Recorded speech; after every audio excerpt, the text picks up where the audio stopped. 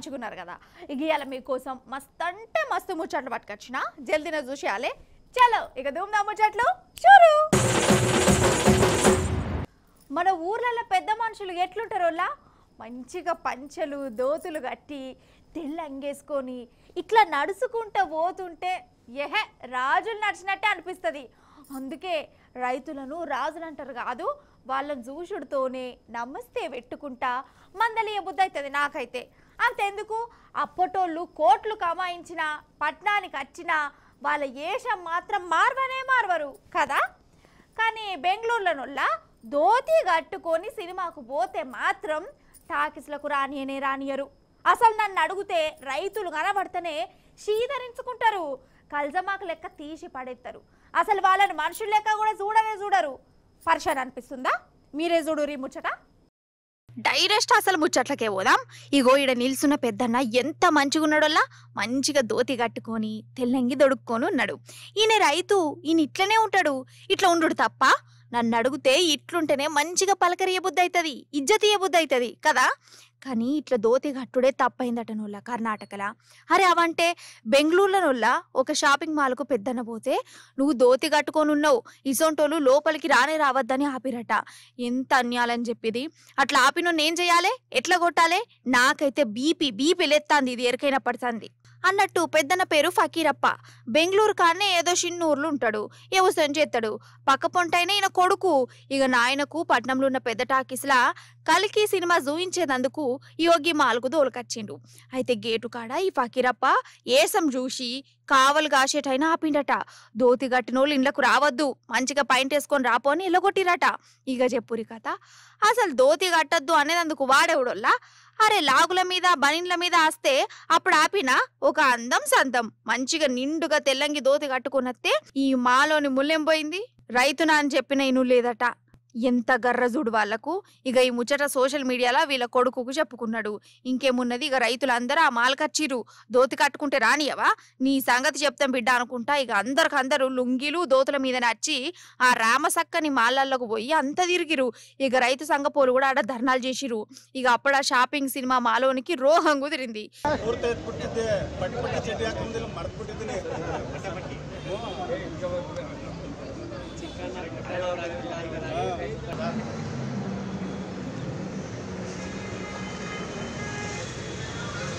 ರೈತರಿಗೆ ಜಯವಾಗಲಿ, ರೈತರಿಗೆ ಜಯವಾಗಲಿ, ರೈತರಿಗೆ ಜಯವಾಗಲಿ, ರೈತರಿಗೆ ಜಯವಾಗಲಿ, ರೈತರಿಗೆ ಜಯವಾಗಲಿ, ರೈತರಿಗೆ ಜಯವಾಗಲಿ, ರೈತರಿಗೆ ಜಯವಾಗಲಿ. ఇక బయటకు వచ్చి గద్మలు పట్టుకొని ఏమనుకోకురి, రైతును అట్లా అనుడు తప్పే అని బతలాడు పెట్టిర్రు.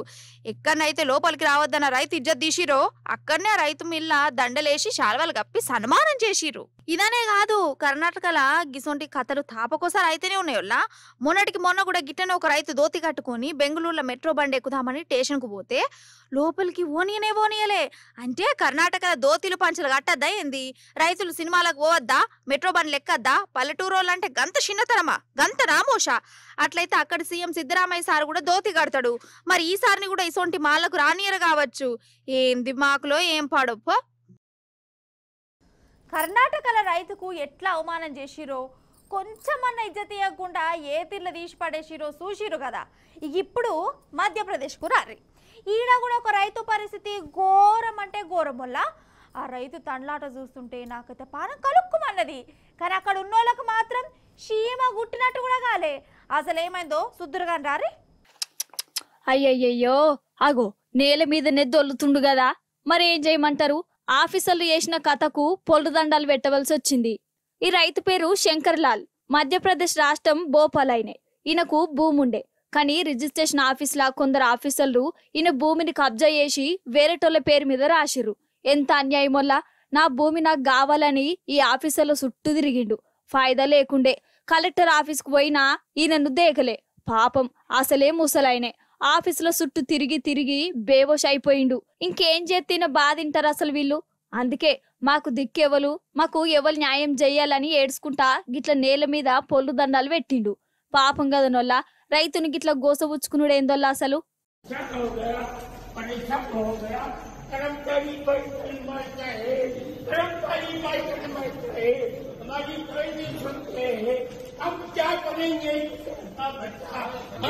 ఇడ చూడురు, ఇంకా పాపం ఈ తాత ఇట్లా బాధపడుకుంటా నేల మీద నెగిట్లా బొల్లుతా అంటే అటు దిక్కున్నోళ్ళు ఏం కనబడనట్టు ఏం తెలియనట్టు ఎట్లా పోతుర్రో.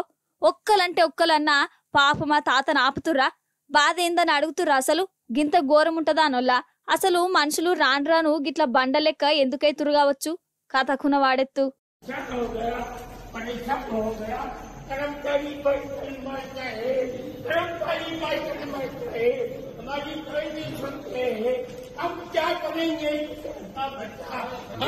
అయితే మన శ్రీమాన్ మోడీ సారు వారు శ్రీ శ్రీ అమిత్ షా సారు వారు తాపకోసారి ఏమంటారు అలా తెలుగులో చెప్తా నేను. దేశంలో నిరుద్యోగం లేనే లేదు, పువ్వుపాటి అధికారంలోకి వచ్చినాక బొచ్చడు నౌకర్లు వచ్చినాయి, లక్షల మంది నౌకర్లు చేస్తాన్లు, డబల్ ఇంజన్ సర్కారు ధమాకా, మోడీ మోడీ మోడీ అని అంటుంటారు కదా నొల్లా. నిజమేనా నొల్లా? అసలు నౌకర్లట బొచ్చడు వచ్చినాయా? మోడీ సారు మస్తు ఇప్పించిండా? సరే సరే, ఇక జవాబు మీ మనసులనే పెట్టుకోర్రి. ఆగో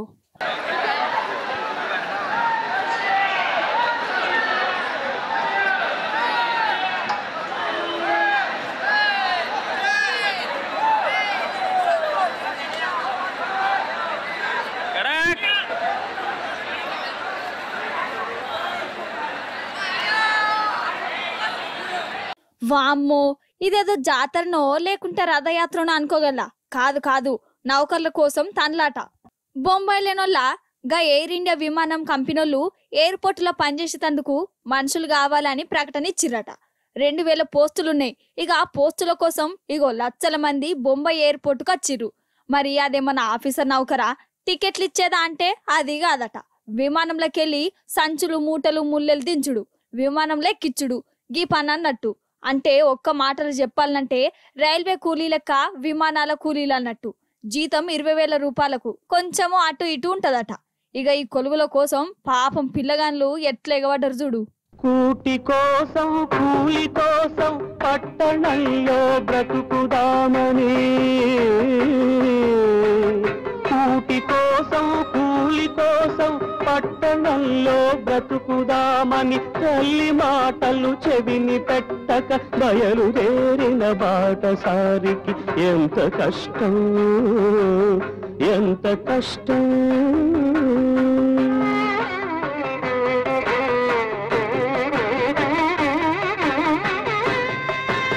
మూడు రోజులు ఒక్క తీరుగా నడుస్తున్నా దిక్కు తెలియక నడి సముద్రపు నావరీతిగా సంచరిస్తూ సంచలిస్తూ దిగులు పడుతూ దీనుడవుతూ తిరుగుతుంటే చండ చండం తీవ్ర తీవ్రం జ్వరం కాస్తే భయం వేస్తే ప్రలాపిస్తే మబ్బు పట్టి గాలి కొట్టి వాన వస్తే వరద వస్తే చిమ్మ చీకటి క్రమ్ముకొస్తే దారి తప్పిన బాటసారికి ఎంత కష్టం, ఎంత కష్టం. ఇక వీళ్ళను కంట్రోల్ చేసుడు ఎవ్వరితోని కాలే. పాపం వీళ్ళకు తిండి లేదు, టీకానా లేదు. గంత మందికి ఇంటర్వ్యూ అంటే మాటల మరి. అవి చూడురి, పాపం తొక్కిసలాటలు కూడా అయినాయి, దెబ్బలు కూడా తిన్నారు. మొన్న కూడా గిట్లనేనోళ్ళ గుజరాత్ లా ఏదో ప్రైవేట్ కొలువు కోసం 100 కాదు 1000 మంది వచ్చి కింద పడ్డరు.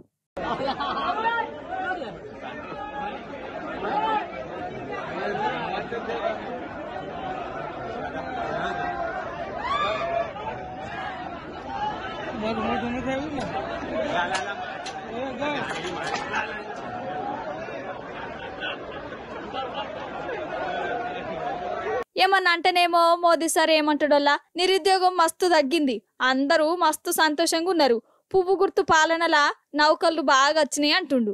కానీ బయట చూస్తేనేమో గీ కథ ఉన్నది. వీళ్ళని ఇట్లా చూస్తుంటే మళ్ళా పాతకాలం నాటి నిరుద్యోగ భారతం కథగా నవడుతుంది. ఓర్ దేవుడు, కాలం పాడుగానో అసలు ఎవరిని నమ్మాలనో ఎవరిని నమ్మద్దో ఏం అర్థం కాకుండానే ఉన్నది. కావలు కాసేటోడే కన్నాలెత్తే ఏం చేయాలో అసలు. అట్లానే కావలు కాసేటోడు ఆల్తు పాల్తోడు కూడా కాదు, బ్యాంకు మేనేజరు కమ్మటి ముచ్చట్లు చెప్పి 5 కోట్ల రూపాయలు మాయం చేసి పోయిందట. అగో గా నిజామాబాద్ ఆదరం బ్యాంకు పెద్ద సారు వారి కళా పోషణకు అక్కడోళ్లకు శేఖర్ వచ్చినట్టయింది. పారి ముచ్చటేందో పురా కరుచుకుందాం. అయితే ఇంటి దొంగను ఈశ్వరుడు కూడా పట్టుకోడని అంటారు కదా. ఇగో గీ మాట నిజామాబాద్ యూనియన్ బ్యాంకు మేనేజర్ కు బాగా నచ్చినట్టున్నది. మేనేజర్ సారే మాయల మరాఠీ లెక్క మారిపోయిండు. 5 కోట్ల రూపాయలు పోతం చేసిపోయిండు. ఆ బ్యాంకు మేనేజర్ పేరు అజయ్ అట. అజయ్ ఇగో వీళ్ళున్నారు చూడుర్రి, పాపం వీళ్ళను నిలువుతం ముంచిపోయిండోల్లా. ఎట్లనంటే వీళ్ళు లోన్ కోసం బ్యాంకు కొత్తే లోన్ మంజూరు చేసిండట. అయితే రెండోసారి మూడోసారి మాత్రం వీళ్ళకు లోన్ మంజూరైనా వాళ్ళకు చెప్పకుండా ఆ పైసలన్నీ మేనేజరే ఈయన ఖాతాలో వేసుకున్నాడట.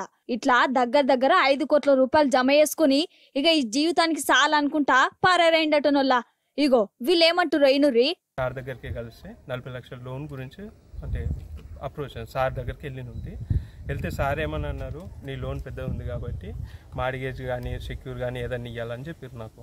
అయితే నేనేం చేసిన, నా ఇంటి పత్రాలు ల్యాండ్కి అంటే మార్గేజ్ చేసి బ్యాంక్కి ఇచ్చినంటే సార్ ఏం చేసిండు, 20 lakhs టర్మ్ లోన్ ఇచ్చారు, 20 lakhs సీసీ లోన్ ఇచ్చారు.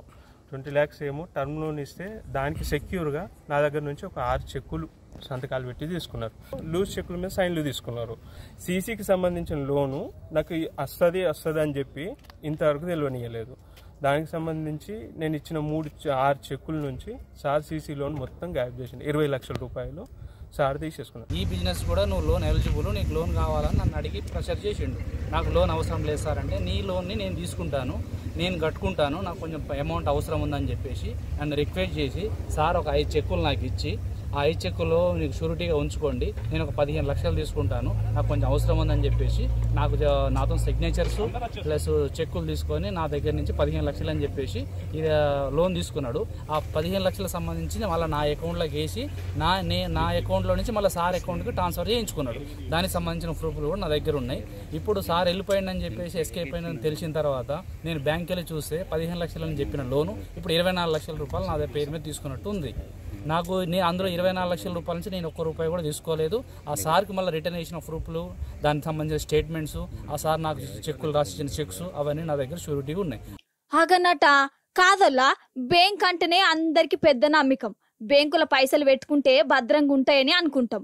ఇక బ్యాంకు మేనేజర్ అంటే నియతిగల్లోడు, ఆపతొచ్చినప్పుడు లోన్లు ఇప్పిస్తాడని అనుకుంటారు.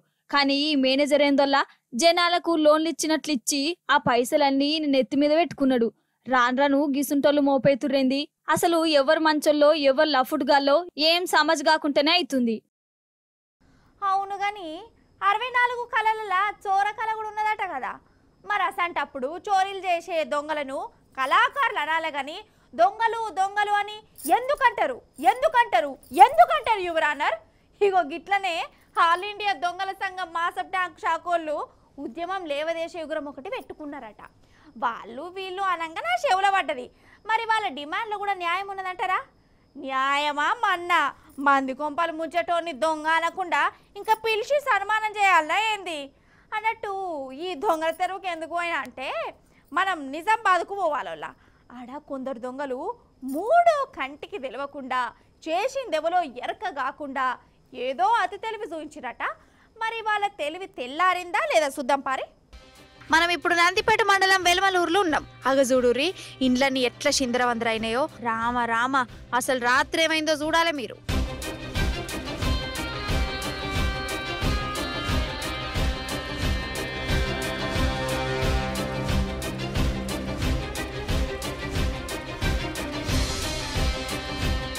అగో అర్ధరాత్రి 12 దాటింది. ఇంకొక 3 నిమిషాలైతే ఒకటైతుంది.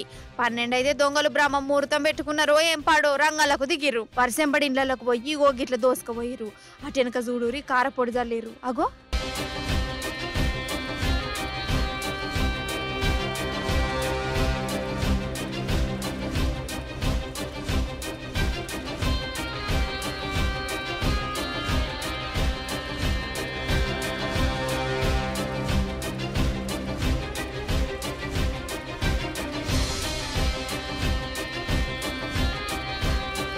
కారపొడి చల్తనట దొంగతనం ఎవరు చేసిరో తెలియదారోళ్ళ ఈ దొంగలకి ఎవరు చెప్పిరో గాని కత్తులు కటాలకు బదులు కారపొడి పొట్లాలు తెచ్చుకొని దొంగతనాలకు దిగబడుతురు. ఇల్లుగాల్లోళ్ళు నిద్రలేత్తనో వాళ్ళ కళ్ళల్లో చల్లుతారట. దొంగతనం ఏ డిస్టర్బ్ లేకుండా జరుగుతునో తెచ్చిన కారపొడి ఇంట్లోనే చల్లిపోతారట. ఇట్లా ఒకటే రాత్రి 3 ఇండ్లల్లో వాళ్ళ చొరకల చూయించిర్రు. 20 తులాల బంగారం, వెండి, లక్షల రూపాయల నగదు పోతం చేసిపోయిర్రు. కాదోళ్ళు ఏమనంట కోపం గాని గింత సలిలా వానం గొట్టంగా నిద్ర ఖరాబ్ చేసుకొని మరి అర్ధరాత్రి పూట ఇండ్లలో వచ్చి గింత రిస్క్ తోని దొంగతనాలు చేసుడెందుకో. మరి గిదే కమిట్మెంట్, గిదే హార్డ్ వర్క్, గిదే విజన్, గిదే కష్టం, గిదే రిస్క్ ఏదన్నా కష్టపడి పని చేసే దాంట్లో చూస్తే ఏమవుతుందో అట్లా అద్దు కావచ్చు. ఇట్లా దొంగతనాలు చేస్తేనే వాళ్ళకు పగటిపూట నిద్ర పడుతుంది కావచ్చు. వాళ్ళ ముఖం అంగడి పోను.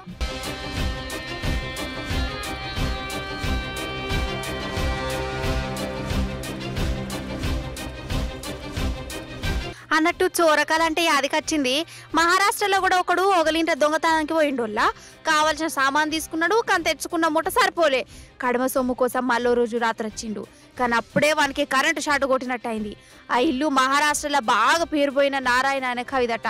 ఈయన రాసిన కవిత్వాలు కూడా వెనకట చదివిండట ఆ దొంగోడు. ఆ కవి అప్పట్లోనే కాలం చేసిండు. కానీ దొంగోనికి ఎట్లెట్లనో అనిపించింది. అయ్యో పోయి కవి గారింట్లో దొంగతనానికి పోయినా అని గలీజ్ అనిపించిందట. అందుకే ఒక లెటర్ రాసి స్వారీ ఇది కవి గారి ఇల్లని నాకు తెలియదు, దొంగతనం చేసినందుకు ఏమనుకోకురి, నాకే ఇజ్జత అనిపిస్తుందని లెటర్ రాసిపోయిండు. అంటే ఈ దొంగోడు జాలిగుండేగల్లాడు అన్నట్టు, మంచి దొంగ అన్నట్టు కదా. గిబుల్లా ఎల్టి దూమ్ ముచ్చట్లు మంచిగా ఉన్నాయి కదా, మంచిగా చెప్పినా కదా. ఇక మళ్ళీ వచ్చినప్పుడు ఇంకెన్ని మంచి ముచ్చట్లు పట్టుకొస్తా. అప్పటిదాకా చూస్తూనే ఉండండి T News. Tata, bye bye, నమస్తే.